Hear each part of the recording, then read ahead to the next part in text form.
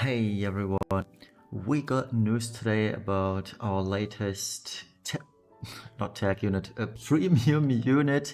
It is Summoner Yuna. She does have a CG limit burst movie, as you can see. I think this is a cool picture, so I'd like to keep this such that YouTube actually picks this as an intro or splash icon for the video, because I don't want to screen cap it. Anyway, so Yuna, a lot of people are kind of excited about her, mainly because she does upgrade our evocation damage dealers, mainly Terra and Lunafreya. Now, I could include Ferris and Diverti, but nobody uses Ferris for damage, really. And, I mean, come on, Diverti, really? Are you that desperate?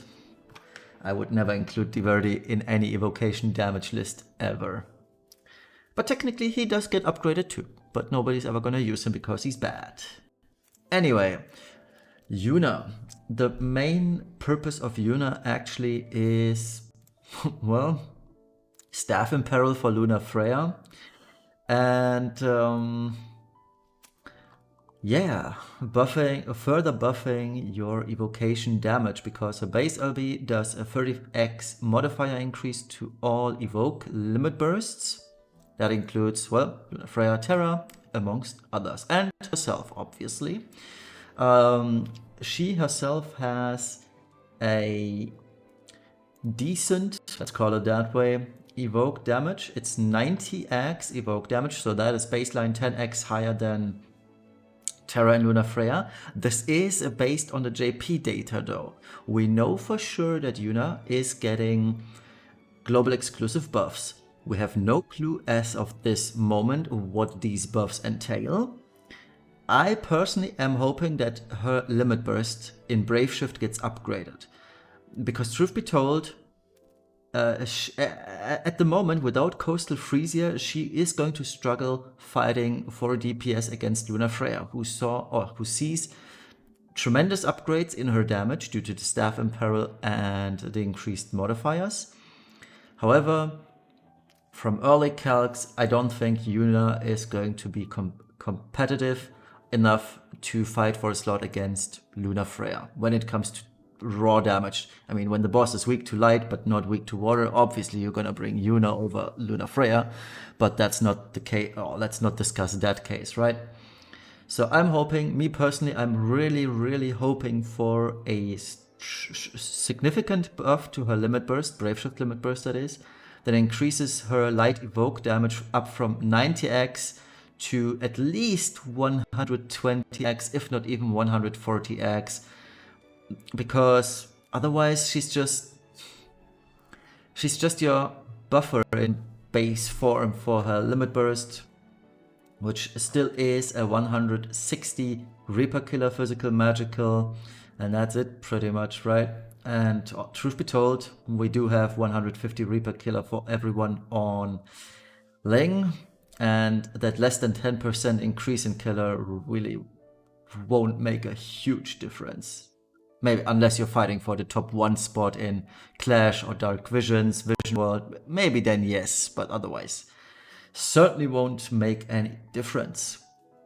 The other thing that is super good about Yuna is that she has a 30% dark field, and this benefits our boy Sephiroth. So I think we now spent enough time on this splash screen. So this is her limit her CGLB in base form. Looks pretty neat.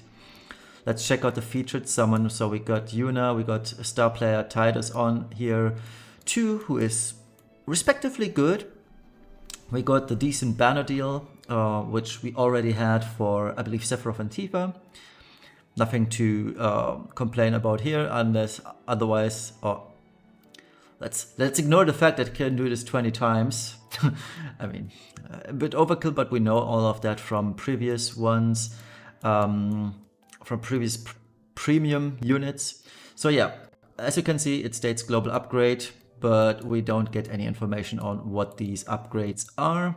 So I am really hoping that it's her limit burst that gets upgraded. That'd be the best thing. Now, another thing I do want to mention, I don't want to take away too much from Sinsar's news video. So the thing that everyone wants is Yuna's STMR. It is an accessory 50 LB damage that is for everyone, and that is the cool thing about this. But it also increases Evoke LBs by 30x when you sing this. So you have to sing this, the unit on that is wearing this has to sing it for everyone else to get the 30x LB evocation LB. So standard LBs like Angela, they don't profit from that. It's only evocation LBs that do get the increase. So keep that in mind. I mean, other than that, it's a good accessory at 55 magic anyway. And it's our highest attack LB boost too, right? 55 attack, 50 LB damage increase. It's really good, especially when compared to the alternatives. Riku's gloves are, I believe, 30 LB increase, and Esther's TMR is also 30 LB increase, but less attack. So yeah, this is an all-around very, very good STMR to have, and it's the reason why I want to use tickets on Yuna just for that STMR, but that's the only reason, honestly. Okay, so with that in mind, let me go for the cooler splash screen again. So there we are.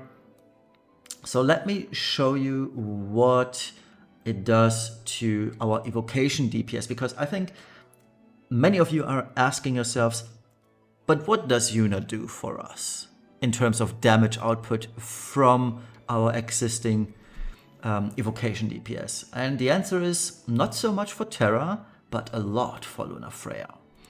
So let's check this out first. I hope this works. No, that's not what I wanted, to be honest. How did I do this? Nope. Give me a second. I'll have it and sort it out in a minute. I hate doing this. I really, really dislike portrait mode recording, as you can see, because it's always meaning trouble. Yeah, I guess this should do it. I just had it though. I'm not quite sure what went wrong. Just give me a second. I make a cut so you don't have to see me boomering around with this. Okay, so we will continue with this. This is as good as it gets, honestly. So I hope you can all still read this. I can zoom in a bit more. So at the bottom, we do have Lunafreya and Terra as it currently stands. They are both at the very bottom because they don't have that high modifiers. ADX, 1.6, 1.7 billion damage respectively for Terra and Lunafreya. Now Terra, when you equip her with Yuna's Super Trust Master, she keeps sitting at 2.2 billion. So that is already a significant increase. I will show you the gearing that I also made up because she can now very comfortably cap LB damage, evoke damage, magic, and evoke. So she can basically 300, 300, 300 evoke, Esper, and LB. And that is really cool, but as you can see, it doesn't really help her case.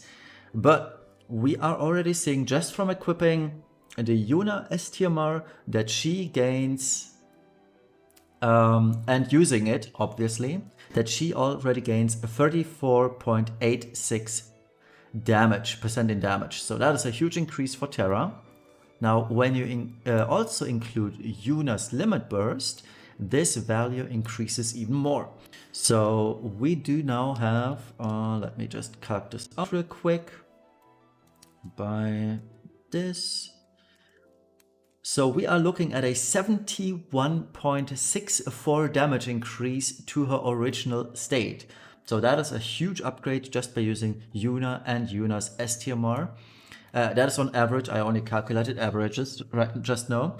It's very good though. So as in Terra, in a grand scheme of things, as you can see, she's even still below Hawkeye, who just got released a couple of weeks ago. She's still below Zidane, meaning while it's good, it's not really helping. Now let's take a look at Lunafreya. Lunafreya currently sits at 1.7 billion by this calculation, and just adding the Staff Imperil, which is unlocked at EX plus 3 for Yuna, and the Yuna buffs, meaning the Yuna STMR and the Yuna base limit burst, she sits at 3.9 billion. That is more than double the damage she was previously capable of. Let's calc this out correctly and see how much this is, but you already can see from the numbers, this is a huge increase. She deals 127.4995 more damage, so more than double the damage. One could say increase in 2.24%. 124% damage increase. End of story. On average, that is. The maximum is proportionally the same. So yeah, that is crazy for Lunafreya, but the thing is, this is all, or most of it is due to the Staff Imperil. It's 30% Staff Imperil. Lunafreya uses 2 staffs. Makes the most sense, right? Now another thing that Yuna adds is a 30% dark field, like I mentioned, and that helps our boy Sephiroth. Now here is the screenshot I have prepared for you, and you will see all of this in its proper glory on Friday when I do the review, but I'd like to give you a sneak peek because those are not final numbers. Maybe I'll tweak some things, etc. But yeah, this is what you can expect. So Sephiroth without a dark field and with a dark field, the difference is pretty great, right? It's 1.2 billion difference on average, but if you go for maximum variance rolls, it's 1.5 billion damage increase, or on average, it's 19.99 damage. One could say it's a 20% damage increase for Sephiroth when comparing the no dark field to the Yuna dark field.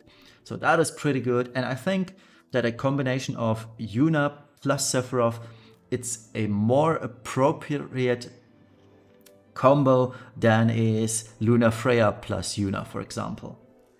So yeah, I mean, still Angela is atop the food chain, because when do you ever hit that 100% variance roll on Sephiroth, right? You're most likely sitting around the 75, 80 to maybe 90% variance runs if you're lucky enough already, and that means that Angela's still ahead of Sephiroth. So yeah, I mean, Yuna as a whole is pretty good, don't get me wrong.